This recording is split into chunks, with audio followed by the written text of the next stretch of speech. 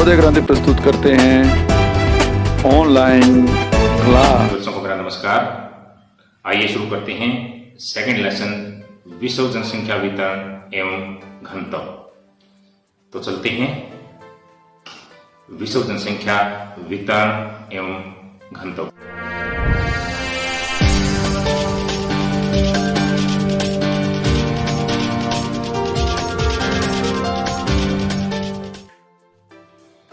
सभी बच्चों को नमस्कार।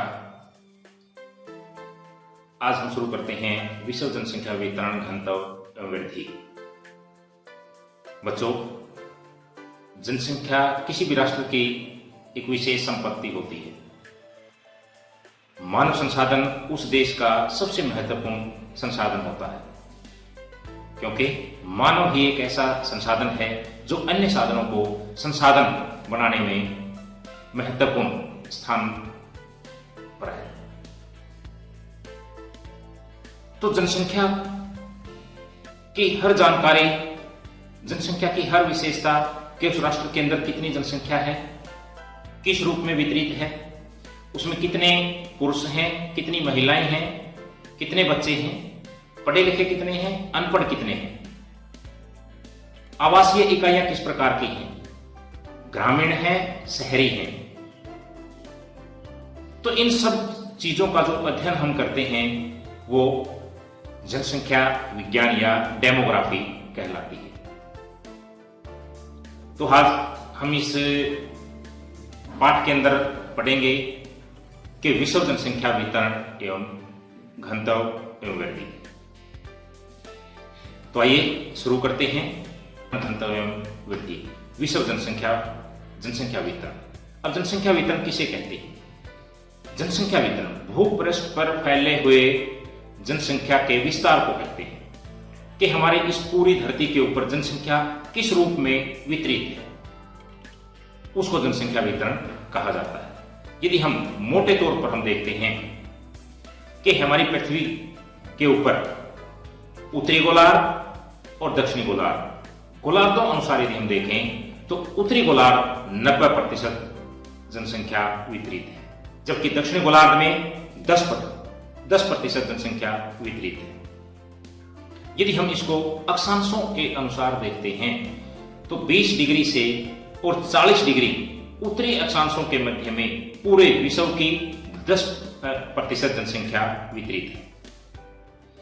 40 डिग्री उत्तरी अक्षांश से 60 डिग्री उत्तरी अक्षांशों के मध्य में पूरे विश्व की 50% जनसंख्या वितरित है, जबकि 60 डिग्री उत्तरी अक्षांश से और 90 डिग्री उत्तरी अक्षांश के मध्य में 1% जनसंख्या आवासित है। इसका कारण है कि इन उच्च अक्षांशों के अंदर अधिक शीत ऋतु होने के कारण जनसंख्या के अनुकूल जलवायु नहीं है, इसलिए यहां पर कम जनसंख्या आवासित है। जबकि दक्षिणी गोलार्ध के अंदर पूरे विश्व की 10% जनसंख्या ही वितरित है। ये थी हमारे मोटे तौर के ऊपर। यदि हम अक्षांशों के आधार पर जनसंख्या देखें और विकसित और विकासशील राष्ट्रों के अनुसार यदि हम जनसंख्या का वितरण देखते हैं तो इसमें भी काफी अंतर आता है कि 79% जनसंख्या हमारी विकासशील राष्ट्रों के अंदर आवासित है और 21% जनसंख्या हमारी विकसित राष्ट्रों के अंदर आवासित है। आइए मानचित्र के ऊपर इसको देखते हैं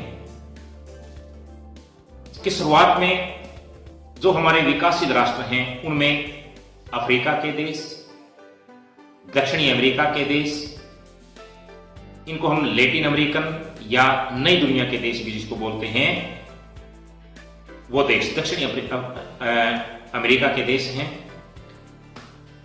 और दक्षिण पूर्वी एशिया जिसमें चीन, इंडोनेशिया और भारत सम्मिलित हैं। इन देशों के अंदर, इन महाद्वीप के इन देशों के अंदर हमारी 79% जनसंख्या वितरित है। जबकि डेवलप्ड कंट्री, विकसित राष्ट्रों को हम देखें तो संयुक्त राज्य अमेरिका, यूरोप के देश, जापान, ऑस्ट्रेलिया और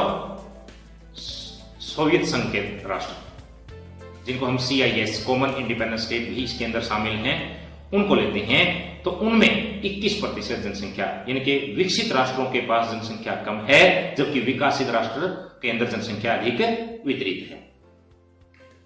कारण क्या है ये हम आगे पढ़ेंगे, आगे आने वाली वीडियो के अंदर आप इसको बेहतर समझ पाएंगे। अब हम बात करते हैं महाद्वीप अनुसार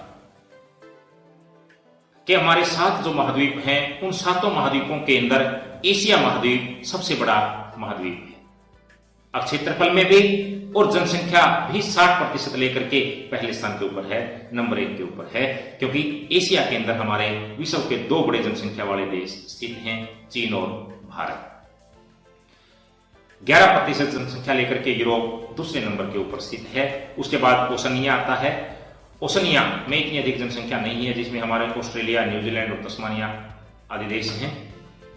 अफ्रीका 15% जनसंख्या, नॉर्थ अमेरिका 8% जनसंख्या और साउथ अमेरिका 6% जनसंख्या लिए हुए है।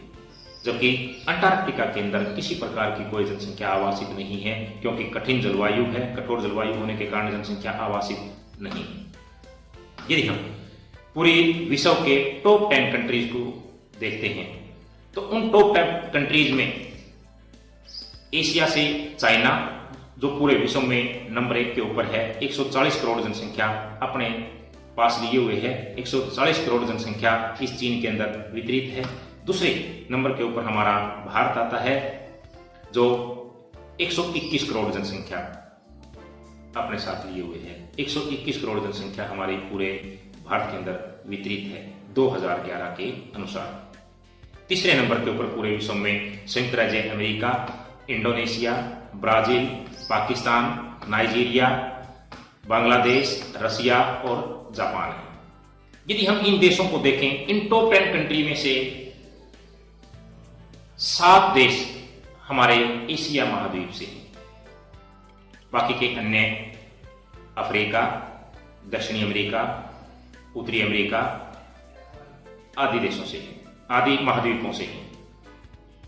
प्रादेशिक रीजन के अंदर बांट करके जब हम देखते हैं तो हमने जनसंख्या के विश्व वितरण को देखते हुए पूरे विश्व को 3 भागों के अंदर विभक्त किया है।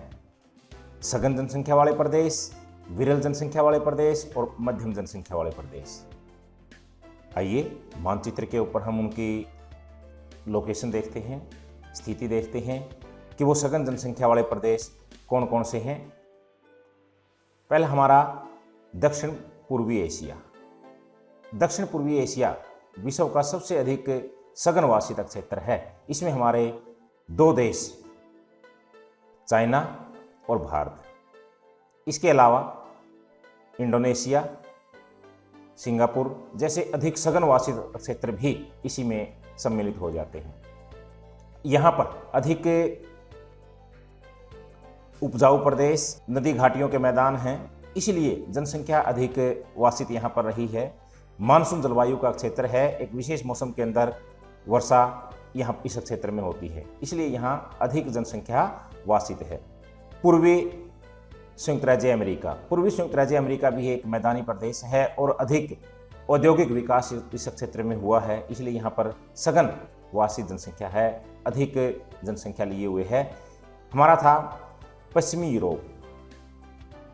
पश्चिमी यूरोप के अंदर भी अधिक जनसंख्या वासित है। इसका कारण है कि यहाँ पर औद्योगिक विकास सबसे अधिक हुआ है, इसलिए अधिक जनसंख्या विकसित है।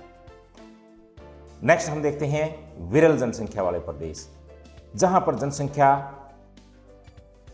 बहुत कम रहती है, यानी कि 10 व्यक्ति प्रति वर्ग किलोमीटर से कम जनसंख्या जहाँ पर हो उसको हम विरल जनसंख्या के अंतर्गत लेते हैं।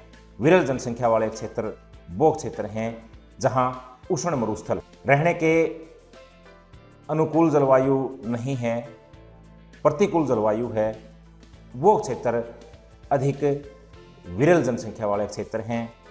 इनमें हमारा भूमध्य रेखीय खंड है, भूमध्य रेखा के आसपास अधिक मात्रा में वर्षा होती है, अधिक नमी है, जिसके कारण वहाँ पर जनसंख्या कम निवास करती है। दूसरा हमारे उत्तरी ध्रुव और दक्षिणी ध्रुव, इन दोनों क्षेत्रों में भी जनसंख्या कम वासित है।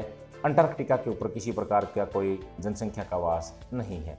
इसमें हमारा पहला सहारा क्षेत्र, सहारा डेजर्ट जो विश्व का सबसे बड़ा उष्ण मरुस्थल है, वहाँ पर जनसंख्या विरल है। फिर हमारा भारत पाकिस्तान के अंदर फैला हुआ थार डेजर्ट, भारत के राजस्थान के अंदर जैसलमेर, बाड़मेर वो क्षेत्र इस डेजर्ट के अंतर्गत आते हैं।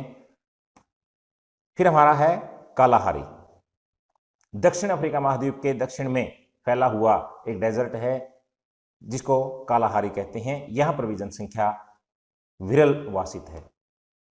फिर आए हमारे ठंडे मरुस्थल, जहाँ पर अधिक ठंड शीत होने के कारण मरुस्थल हैं, वो हमारा है तकलामाकन डेजर्ट और गोबी डेजर्ट।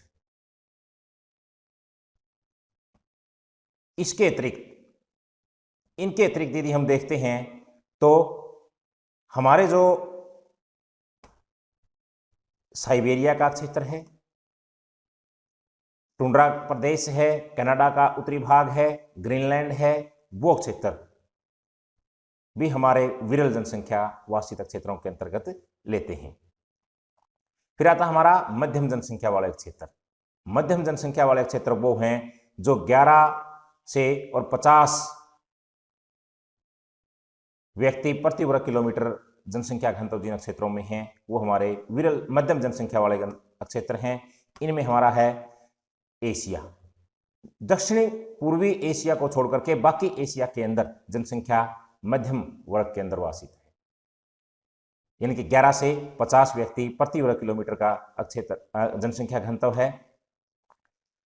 पश्चिमी यूएसए के अंदर भी मध्यम जनसंख्या घनत्व है और हमारा पूरा दक्षिणी गोलार्ध मध्यम जनसंख्या घनत्व के अंतर्गत आता है। यह था हमारा जनसंख्या का विषम वितरण रीजनल अक्षेत्रीय आधार के ऊपर जनसंख्या घनत्व। अब बात करते हैं जनसंख्या घनत्व। मनुष्य अपना भरण पोषण धरती पर रह करके करता है, धरती से ही सारा का सारा पोषण ग्रहण करता है और इस हमारी भूमि की भी एक निश्चित सीमा तक ही भरण पोषण करने की अक्षमता होती है। अब उस सीमित भूमि की इकाई के ऊपर कितने व्यक्ति भरण पोषण कर सकते हैं वो देखना जनसंख्या घनत्व कहलाता है।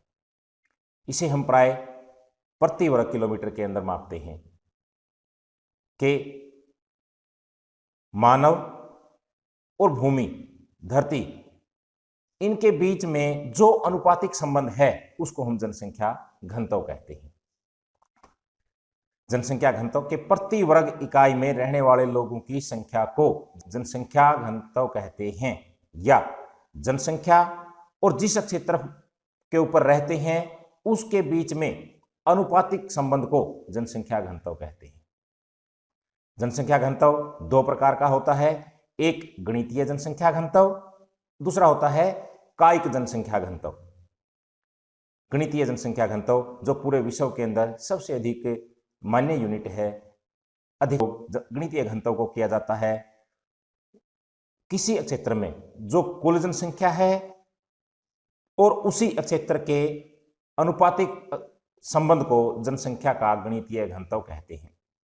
इसको निकालने का एक फार्मूला है कि कुल जनसंख्या बटे में कुल क्षेत्रफल, तो हम गणितीय घनत्व प्राप्त कर सकते हैं। जैसे हमारे भारत की कुल जनसंख्या 2011 के अनुसार 121 करोड़ है और क्षेत्रफल हमारे भारत का 32,87,263 वर्ग किलोमीटर है। तो यदि हम कैलकुलेशन करेंगे तो भारत का जनसंख्या घनत्व 382 व्यक्ति प्रति वर्ग किलोमीटर होगा। दूसरा था कायिक जनसंख्या घनत्व। कायिक जनसंख्या घनत्व एक शुद्ध माप है जनसंख्या और क्षेत्रफल के बीच के अनुपातिक संबंध दर्शाने का, क्योंकि गणितीय जनसंख्या घनत्व पूरे क्षेत्रफल को काउंट कर लेता है जहां पर मानव निवास नहीं करता। इसमें वो क्षेत्र भी शामिल है जैसे दलदल है, बड़ी झीलें हैं, तालाब हैं कि जहां पर मानव किसी प्रकार का भरण पोषण नहीं करता है। इसलिए कायिक जनसंख्या घनत्व एक शुद्ध रूप आया। मनुष्य जहां से भरण पोषण करता है, अपना पेट भरता है, क्रियाएं करता है, तो केवल उसी क्षेत्र को शामिल इसके अंदर किया गया है कि मनुष्य का जो पोषण है वो कहां से होता है, वो हमारी कृषिगत भूमि से होता है। तो कायिक घनत्व को हम कौन सा मानेंगे कि किसी क्षेत्रफल की कुल जनसंख्या और उसी क्षेत्रफल भूमि जिसके ऊपर वो कृषि करता है, यानी कि कुल कृषि भूमि के अनुपातिक संबंध को हम कायिक घनत्व कहते हैं। इसको भी निकालने का अपना एक फार्मूला है, कुल जनसंख्या भाग में कुल कृषि क्षेत्र। इस प्रकार हम कायिक जनसंख्या घनत्व प्राप्त कर लेते हैं। तो यह था आज का। कल हम करेंगे जनसंख्या वितरण को प्रभावित करने वाले कारक, क्योंकि हमने देखा कि हर जगह के ऊपर जनसंख्या का जो वितरण है वो समान रूप से नहीं है, असमान है। तो जनसंख्या का वितरण असमान क्यों है, उन कारकों के ऊपर कल हम पढ़ेंगे जनसंख्या वितरण को प्रभावित करने वाले कारक। Have a nice day. Thank you.